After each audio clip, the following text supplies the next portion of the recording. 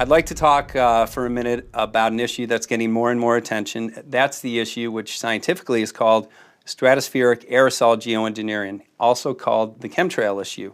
Are you aware of it, and would you be willing to talk about it candidly with us today? I'm very aware of the chemtrail versus contrail controversy, and as far as I'm concerned, it's an open and shut case. I have been watching the development of jet travel from its very beginning. I used to live near the Los Angeles airport. Remember when the first jets came in and landed, they made a big noise. We never heard a noise like that before. And we used to go down and sit at the end of the runway and watch these jets come in and take off because it was a novel experience. I've been watching jets all my life. When I know about jet contrails, I've watched them. They're vaporized moisture, ice crystals, and they get out there in the atmosphere, and then they effervesce and evaporate and then disappear, and you can see them. The plane moves along, and the little white trail follows right behind it, and usually about 10 or 20 lengths of the plane or thereabouts, and then it's gone. And you can still see them that way, by the way, once in a while. So there goes a contrail.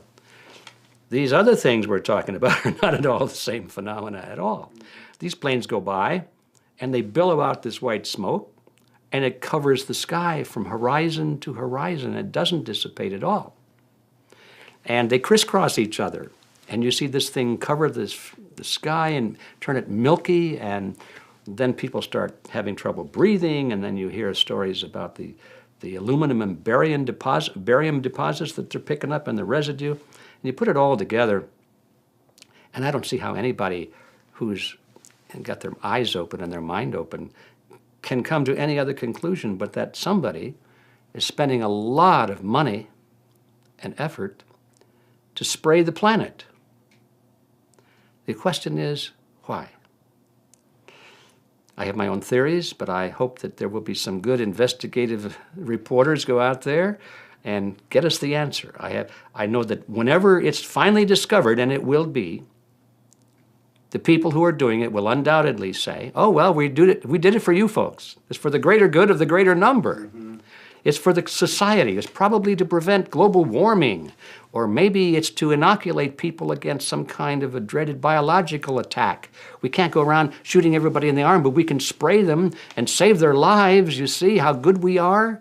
We're doing it for the benefit of society. I know they're going to, whatever it is, they're going to say it was for your good, or mine.